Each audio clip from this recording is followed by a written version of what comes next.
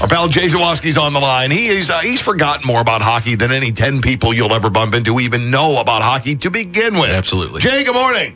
Good morning. How are you guys? We're doing great. How are you doing this morning? It's the first day of the playoffs. What could be better? How you doing, buddy? Nice to talk to you. Thanks for joining us. I love doing it. I look forward to this every year. I know you do. Every time they make the playoffs, you get Jay on the phone, let us know what's up. All right, well, let's open this up real quick. I'm not calling you out here, but however, he's calling you out here. We're calling you. Beginning of the season, we did have you on to kind of preview this the Hawks season, and you weren't alone on this. A lot of people didn't think the Blackhawks were going to be, conference champions. Playoffs was going to be a good season for them, and somewhere along the line, they figured out how to play hockey again and won everything. What happened that you didn't think was going to happen? Yeah. Well, I think everything worked out sort of perfectly. If you recall, some of the points of discussion in our early season conversation were all these young kids are going to have to contribute to the Blackhawks, like Nick Schmaltz and like Ryan Hartman and like Tanner Caro, and all of these guys have come up and excelled. Not only have they been good enough to stick around on an NHL roster, they've been key parts of what has made the Hawks the good team they are this year, especially Ryan Hartman and Nick Schmaltz. Those two guys, especially Schmaltz, since returning from he got sent down to Rockford early in the year, came back as a completely different player and has been a catalyst for that top line with Jonathan Taves and Richard Panik or Marian Hossa, whoever it is at the time. And his return sort of catapulted the whole team. Early in the year, they were playing kind of, Corey Crawford was winning a lot of games for them. They were getting outshot, outpossessed frequently. But as soon as Nick Schmaltz came back, and I'm not going to credit him for the whole turnaround, but when he came back and added that element of a top six forward that they were missing, that sort of changed everything. You have the young players contributing and maxing out, and then you have Marian Hossa, who we all talked about sort of beginning the decline of his career, having a resurgent year, scoring, almost 30 goals and being a huge part of things when that was really unexpected after the last 2 or 3 seasons he's had that have been down offensively. So everything the Hawks needed to go right has gone right so far. And when that happens with the outstanding core they already have, you're going to have an excellent season. And you saw that finishing on top of the Western Conference, 3rd overall in the league with 109 overall points. They had an awesome year, and everything just sort of seemed to break right for them. I can remember, having 2 kids in the house who are also colossally large Blackhawks fans. I can remember both of them lamenting the Andrew Shaw leaving the team. Oh, Andrew Shaw, who's gonna take his place? Who's gonna be that scrappy? Who's gonna be that fire plug? Who's gonna be the one who makes the play and gets in the opposition's grill and all that? Well, you've had many guys step up for that. Absolutely, and the guy who did it the most was Ryan Hartman. It's almost a carbon copy of what we saw from Andrew Shaw without the stupidity, without the dumb penalties right. Shaw was known to take time and time again. So Hartman is a guy who came in and added physicality, played a tough game, a gritty game, was able to play on all 4 lines, played some center this year like Andrew Shaw. Not well, but he played some center this year and scored 19 goals. That is exactly what you want from Andrew Shaw. Now, the difference is, at least up to now, is Ryan Hartman going to be able to have the sort of playoffs that Andrew Shaw has had? That's when Shaw really proved his value. He had great playoff runs in his time with the Hawks, and if Ryan Hartman can come to doing even close to what Andrew Shaw has done in the playoffs, it's great. Then Shaw's replaced. But that's sort of the remaining question for Hartman is, can he do it in the postseason? And we're going to find out tonight and beyond. Hockey retooled the playoffs, 4 years ago now? Yeah, that sounds right. Something like that. So you're basically playing the same people first round every year, right? Right. It's one of a handful of teams. One of a handful, probably. Now, as a casual hockey observer like me, I kind of like it. I kind of like, breeding this contempt for somebody like Nashville, who I wouldn't know otherwise, or St. Louis, something like that. 2 things. When it first started, were you for or against it? And 2, has it grown on you, or do you hate it even more now? I understood it. I don't know if I was for it, but I understood it. The idea here is to grow rivalries. You want to have your division teams not liking each other, right?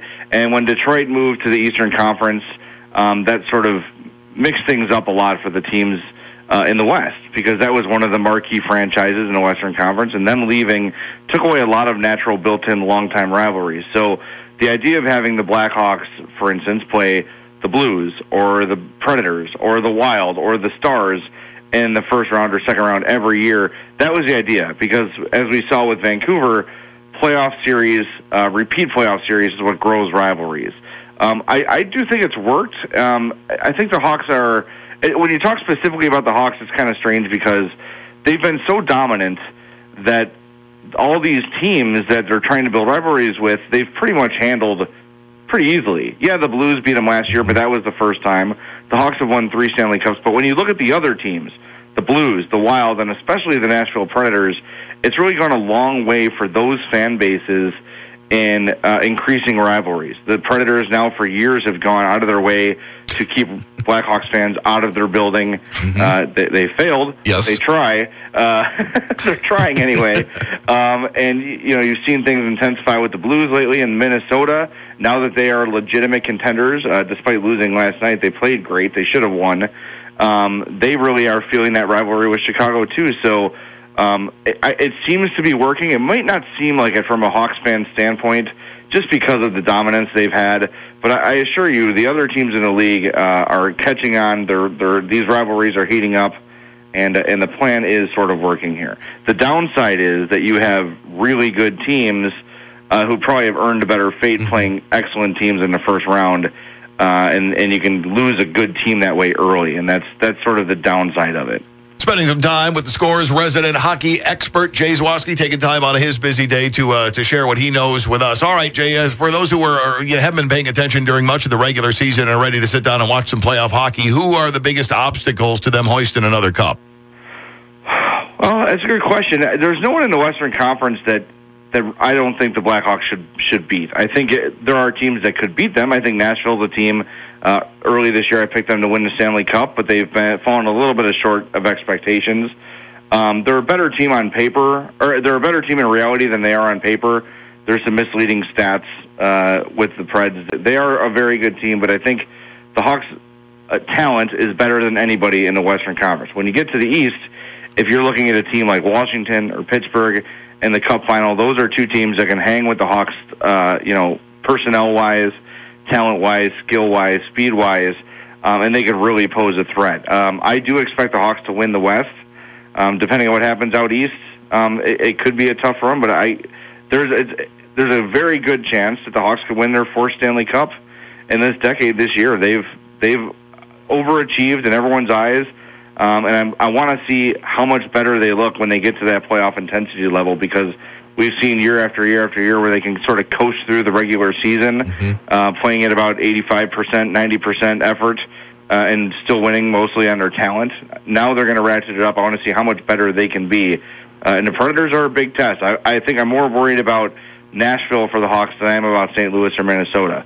So once they get past the Wild or the Predators, I think that could be their toughest opponent in the Western Conference.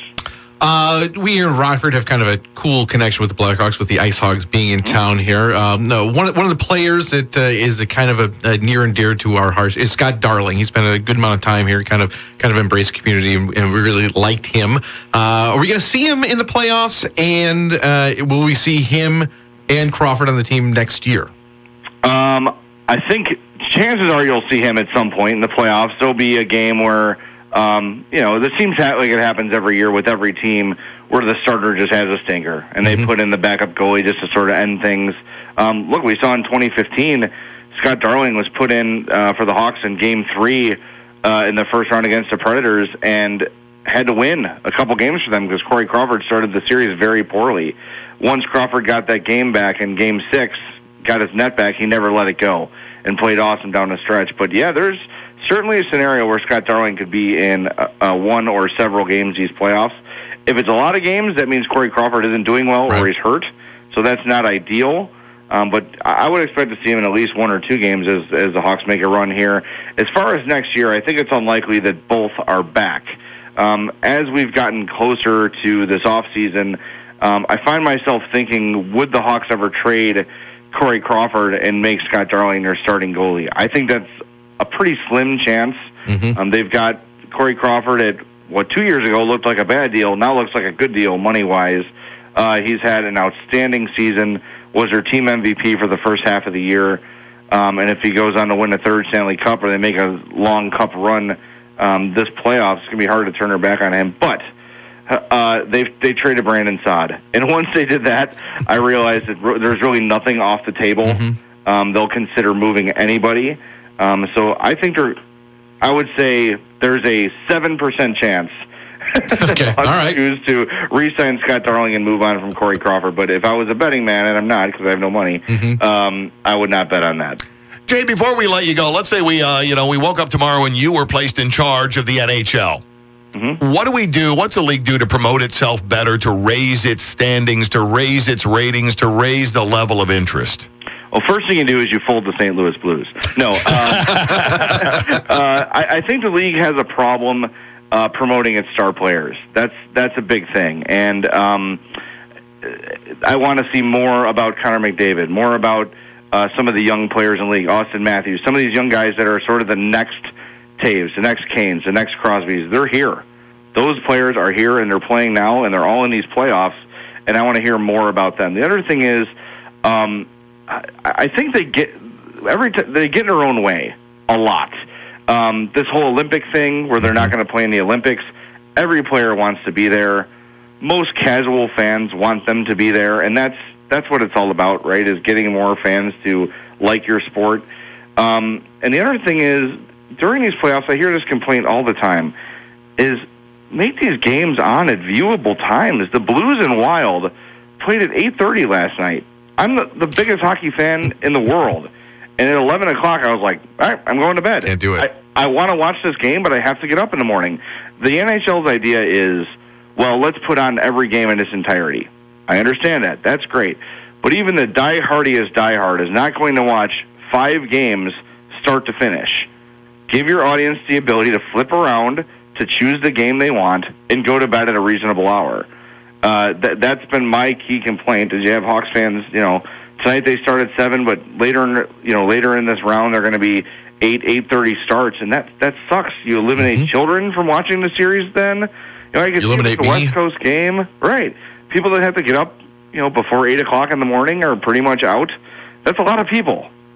So I get the point. I see what they're trying to do, make every game available, but it's just not working. They need to accommodate fans by having multiple games on at once, and if it's 3 or 4 on at the same time, so be it. Hockey fans will pick their game and stick with it or flip around, but these late starts are killing potential ratings and potential fans, in my opinion. He's Jay Zawaski. You don't want to follow him on Twitter, you Twitter guys out there, at Jay Zawaski 670. Also catch the podcast on the Hawks and on hockey overall, because you'll learn something, you'll be amused, and you'll walk away going, I didn't know that. Yeah, let's plug that a little bit. How do we find your podcast there, Jay? Yeah, whatever podcast system you use, iTunes, Google Play, Stitcher, whatever it is, just search for the Madhouse Chicago Hockey Podcast, and you'll find us. Very easy to find. Oh, and also, Jay, I have to thank you. On my last time into town, I did stop at Semitas Pueblos on my way out. Oh, yeah. And, dude, that was excellent. That was excellent. Thank you. Thank you for the recommendation. Yes. And thanks for the expertise on hockey this morning, Jay. We truly appreciate you taking time out of your day for us. All right. Talk to you next year. Thanks, pal. You got it, buddy. 7